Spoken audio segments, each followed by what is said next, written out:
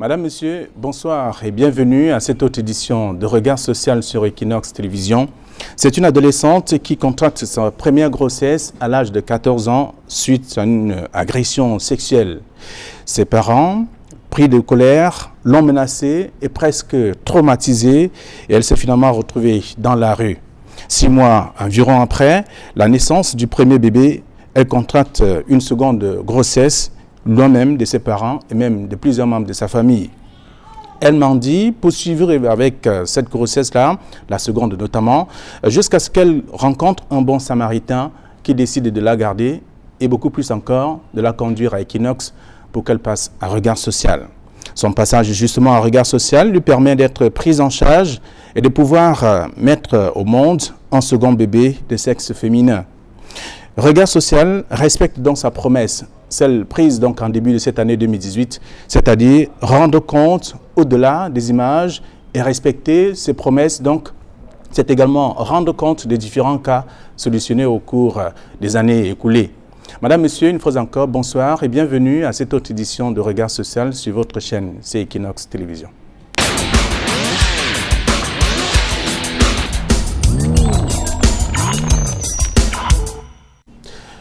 C'est une édition tout à fait spéciale, une édition qui vous permettra de vivre les réalités même de ce programme, de cette émission.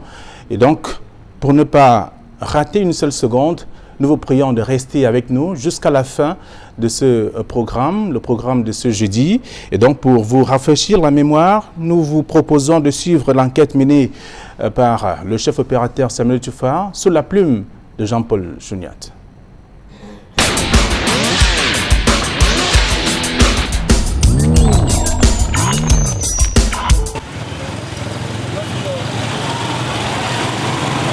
Dans un pays où la population vit en dessous du seuil de pauvreté, les détournements de mineurs sont très fréquents et les jeunes filles en sont les plus touchées. Nombre d'entre elles n'ont jamais eu le temps de vivre le cours normal de leur vie. Minkwemenge Fabiola Fallon, 16 ans et bientôt maman. Voici le récit de sa tragédie. C'est déboire, mieux le film d'une vie trouble, d'une innocence volée.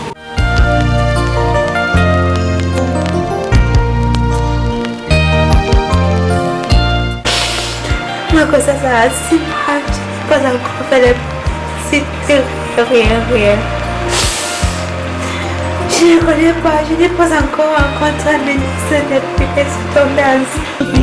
Cela ne sert à rien de pleurer. Ne te laisse pas emporter. Sèche tes larmes et retire-toi. Un regard perdu d'un visage triste et parfois souriant déplie les traits froissés de ses lèvres, traduisant ainsi les meurtrissures de cette adolescente, enceinte de 6 mois. Fabiola était élève au lycée de Menveleu, localité où elle y vivait, avec le frère cadet de sa défunte mère.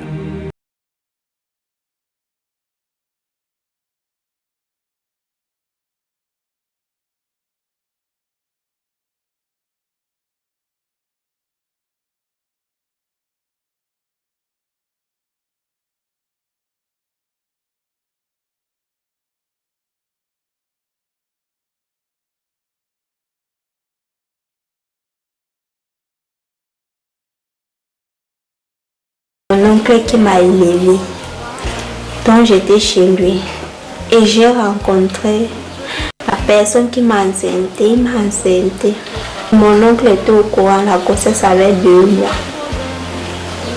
Et il m'a mise à la porte. Une fois dans la rue, Fabiola force son bourreau de faire quelque chose pour elle, faute de le dénoncer à son lieu de travail. Mais ce dernier révèle plutôt son côté sadique en déportant Fabiola à Kribi, où il l'y abandonne et s'enfuit quelques jours après. Le gars m'a appris, m'a mené à Kribi. Et il a fui rentrer chez lui. Il m'a abandonné à Kribi à la grossesse. Tout s'assombrit donc pour la jeune fille. Fabiola erre dans les rues de Kribi, où elle fait la rencontre d'une femme qui décide de lui venir en aide en l'amenant à Douala. Quand je suis arrivée ici, je ne pensais pas que c'est la fille là qui m'a fait venir ici à Douala. Mais ce que l'adolescente ignore de sa bienfaitrice supposée, c'est que cette dernière recherchait une ménagère et non une âme en peine à secourir. Durant plusieurs mois, Fabiola est la bonne à tout faire. Tout ceci sans le moindre soin médical pour garder en tout temps une bonne forme. Parce que le jour que je n'ai pas la force pour travailler chez elle, ça devient un problème. C'est pour cela qu'elle m'a mise à la porte. Quand elle m'a mise à la porte, je ne connaissais pas où aller. Une fois mise à la porte, voilà Fabiola à nouveau dans la rue.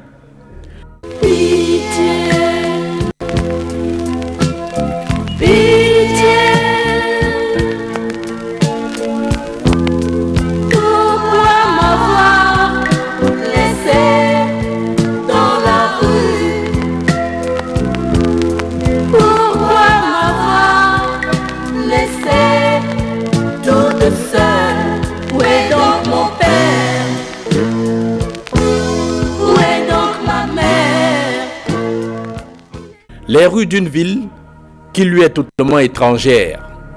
Douala, véritable jungle urbaine, où la recherche d'une vie meilleure est une hantise qui a brisé des valeurs d'entraide, de solidarité et d'hospitalité. Sans abri, sans accessoires de toilette intime, Fabiola peine à prendre ses bains. Elle est sans argent pour se ravitailler. Dans cette détresse, le compagnon le plus fidèle de Fabiola, c'est la solitude.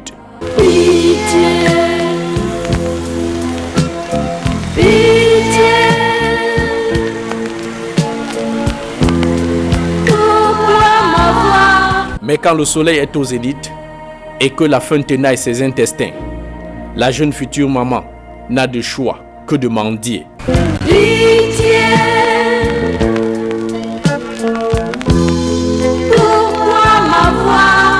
Sans endroit où poser sa tête, Fabiola, grâce à la magnanimité d'un vigile de nuit, passera plusieurs jours sous cette cage d'escalier. Un espace plus ou moins sécurisé dans cet immeuble, dans l'arrondissement de Douala 5e. Quand je suis arrivée, je n'avais pas où dormir. J'ai supplié le vigile pour qu'il me laisse dormir ici. C'est elle là qui m'a laissé dormir ici. Donc c'est ici que j'ai passé la nuit de mardi, mercredi. J'étais couchée ici par terre. La chance aidant et suivant Fabiola un peu partout, elle croise pour de vrai un bon samaritain sur son chemin. Jeune entrepreneur et technicien de génie civil chevronné au chômage, Roger Njoko se rendait à un chantier de construction pour négocier une place de manœuvre. Au premier appel de la gamine, ce dernier l'ignore avant de vite remarquer à la seconde le ventre ballonné d'une adolescente. Et ainsi, le jeune homme lui tend une oreille attentive.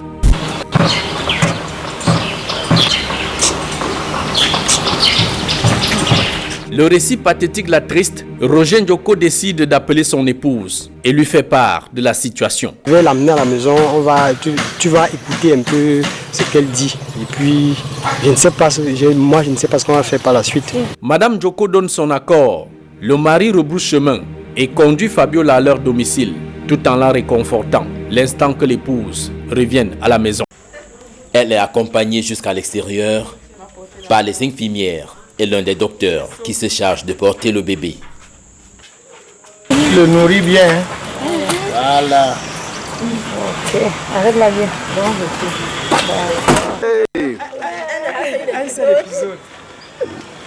À bord de ce taxi, la famille se rend au domicile de Madame Bango.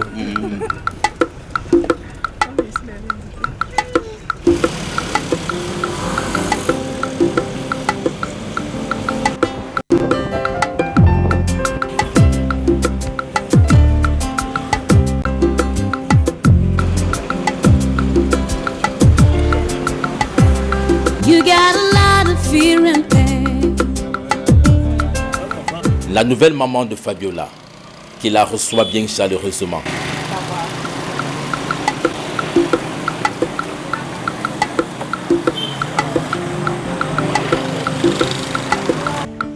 Madame Bango en tête et sourit aux lèvres, suivi des autres. Rejoint enfin la maison où chacun s'installe. La joie de cette famille d'accueil est à son comble. Non, moi je suis trop contente. Je suis content, très content d'accueillir ce bébé. Nous voulons prendre cette fille ici depuis la grossesse. Mais c'est lui qui a freiné. Moi, je ne savais même pas qu'elle est toujours chez vous. Parce que le jour-là, l'émission, nous on a suivi l'émission de bout en bout. J'ai pleuré. Quand elle pleurait. Ma petite sœur m'a dit que, maman pleure. C'est Dieu qui m'a fait le jour-là suivre l'émission de bout en bout. Et j'ai vu que c'est un enfant. J'ai vu mes filles ici. Ma fille pourrait aussi être dans une pareille situation. Je fais comment? C'est ça qui m'a poussé à aller à Equinox le lendemain de l'émission. On a appelé sur ce numéro. Vous voyez, on ne pleure pas. Tu as faim. Et comme on sait si bien le faire dans notre société en pareille circonstance, il faut bien arroser l'événement. Bon, on va acheter à boire. Qui boit quoi? Et comme le bonheur n'arrive jamais seul, une coïncidence tout à fait heureuse. Le jour de l'arrivée de Fabiola et du bébé dans leur nouvelle famille est également le jour de l'anniversaire de naissance de Madame Bango. L'ambiance est à son comble. Joyeux anniversaire, joyeux anniversaire. Et justement, sur ce plateau, Madame Bango, Lydienne, bonsoir. Bonsoir, monsieur. Vous avez prévu cet événement?